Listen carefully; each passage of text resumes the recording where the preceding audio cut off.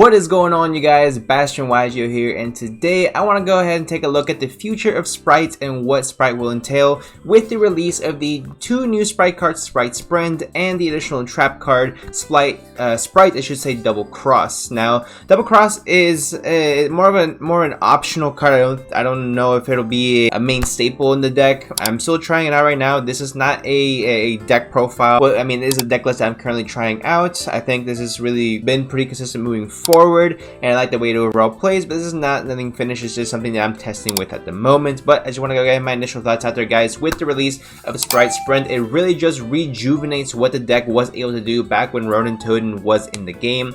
Not only are you able to go ahead and go through a lot of really good combos and put up a lot of interruption on board, you can also still make Toadally awesome with a lot less restrictions now. Not before, when you would make Toadally awesome before Darkwing Blast, before Spright Decklist, you'd have to access a lot of resources, things like that. You'd have to pretty much leave yourself at a disadvantage. Essentially, yes, you could still make Elf and Toad, which is still really good, you know, double interruption, you know, set whatever your opponent has, which is nice. But besides that, it really did not leave you with much follow-up in the event that something happened to you Toadally awesome. With this build, and with the addition of Spright Decklist, not only are you still able to end up on an Elf Toad, but you're able to end up on so much more.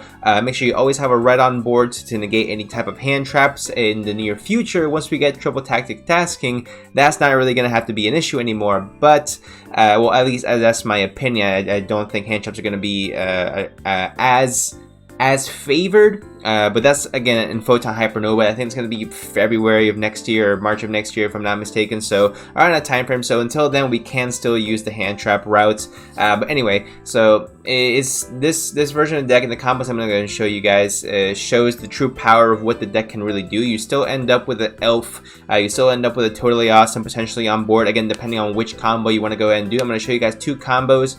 More of a I want to say IP Masquerade end board combo, and then a Toadally awesome end board combo. It really just depends on which one you prefer. This deck can do both, so I just want to go ahead and show that to you guys. Now, as far as Sprite Double Cross, let me go ahead and show you guys Spright Decklist. Beautiful card. I think it's really cool. It being a secret rare does drive the price up a little bit, but it's just a one of.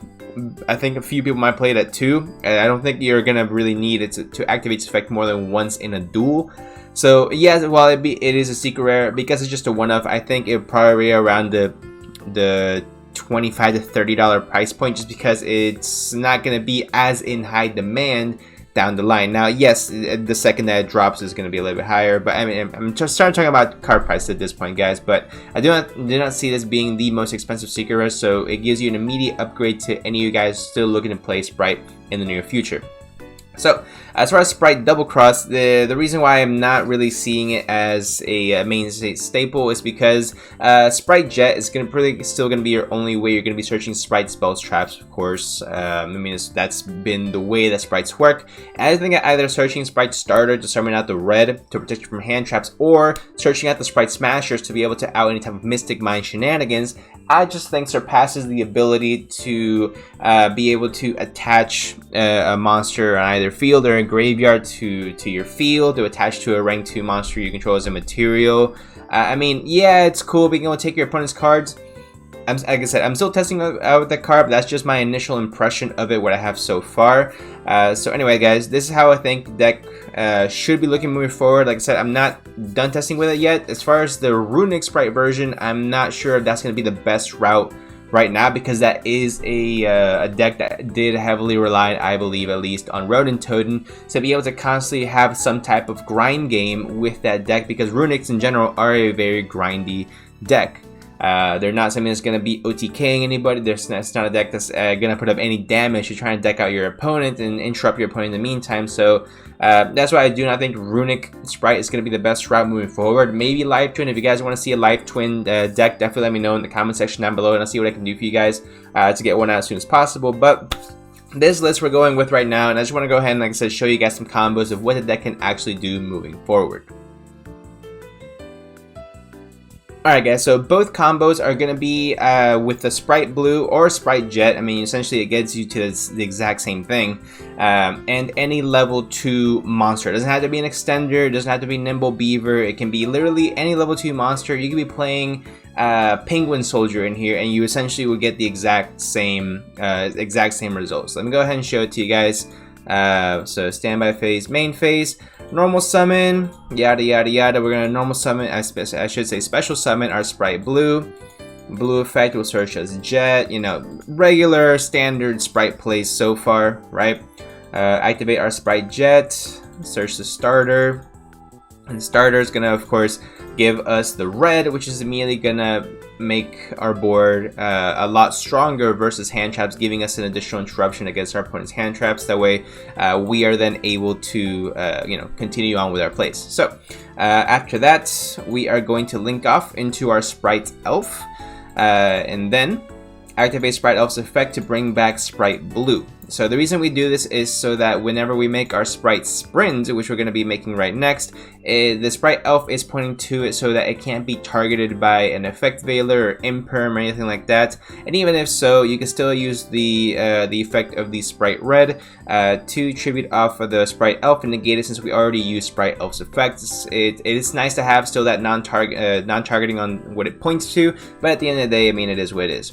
Oh, swap. Whoops, I didn't mean to do that. Alright, so next step, after activating Sprite Sprint, that's going to allow us to send our Nimble Angler, which if you guys have not picked up your copies of Nimble Angler, you definitely should do so ASAP.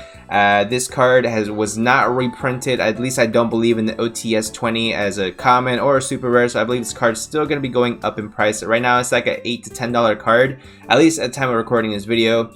I could see it potentially going up and up, potentially to that $15, maybe $20 mark for a common, which is unheard of, essentially. Well, not completely unheard of. There are $20 commons out there, but it's just way too much for this card. But it is going to be a card that is necessary once Darkwing Blast does come out, so I want you guys to be prepared for that. So the reason why Nimble Angler is so good, because when you send it off with Sprite Sprint, it then activates the effect, special summon 2 Nimble monsters from your deck. So you summon either 2 Nimble Beavers, 2 level 2 monsters. It pretty much is a free additional 2 level 2 bodies on board. So you summon out those 2 guys, and then you go ahead and make your IP.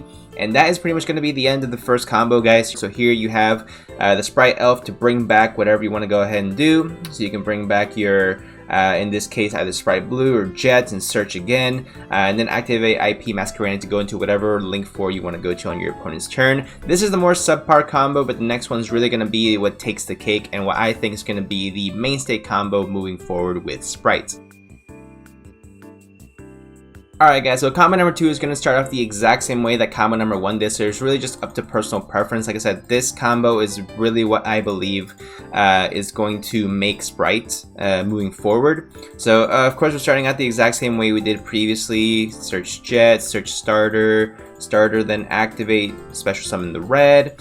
Standard as before, except we're gonna go into Sprite Sprint first this time to so it's not protected under Sprite Elf, but it is still protected under Sprite Red. So the only thing that can hurt this right now would be an Imperm, which I mean the second combo, like I said, is a little bit more susceptible to hand traps, but it does have a way higher ceiling than the first combo. So let's go ahead and show the rest of it to you guys. So we're gonna activate Sprite Sprint. That's of course going to send our Nimble Angler to the graveyard. Angler is going to activate, giving us 2 level 2 bodies on board in the form of Nimble Beaver.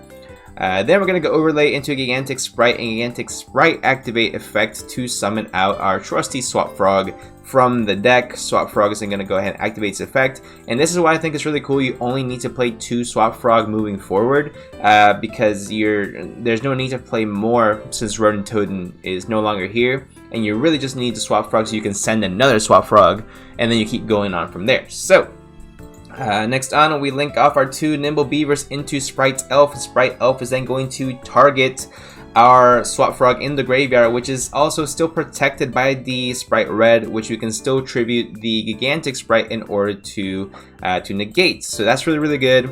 So we're gonna go ahead and bring back our Swap Frog, and then we can go ahead and make Toadally Awesome from here, and that's the end of this combo. This, I think, is going to be the best combo for Sprite moving forward, at least the best streamline, straightforward. You are able to get out your Spright Red. When you summon out your Jet, I have seen people search out the new Sprite trap card, but I do not think that's the point that we're trying to make here. Essentially, what we're trying to do is be as safe as possible against hand traps as you can. Now, if you know you're not going up against a hand trap heavy deck, you're going up against more, I guess, like a trap based deck, you don't suspect hand traps, then you can go ahead and search for the trap just to be able to have additional interruption during your opponent's turn. But I really think that having the Spright Red here is going to be the best move for you moving forward. You can also search out the Spright Starter and summon out a Carrot if you think you're going up against a spell or a trap strategy. Spell books are running rampant. Runic still can do its thing here and there. Mystic Mine is still a really annoying card. So that's something that we can also additionally do just to have an additional safety for this combo. So that's gonna be it for the video, guys. Let me know what you guys think in the comment section down below. Do you guys think that Sprite is still a tier 1 contender post Darkwing Blast? Of course, post Darkwing Blast. I honestly think it is. I think with this Sprite Sprint card, I think it fixes what the deck was really missing, which is really just a way to consistently summon Toadally Awesome, because really that's what the deck does really well. Not only does it have a decent grind game, but being able to have Toadally Awesome and be able to just abuse it essentially with Sprite Elf is what makes the deck that much more powerful. So like I said before, let me know what you guys think about the deck in the comment section down below. Feel free to go ahead and use my initial deck list as like a template so we can go ahead and build off of. If you guys have any ideas of what other combos or what other cards would make this deck even better, let me know in the comment section down below and I'll go ahead and check it out for you guys. But thank you guys so much for watching. If you guys stay to the end, much appreciated, and I'll see you guys in the next one.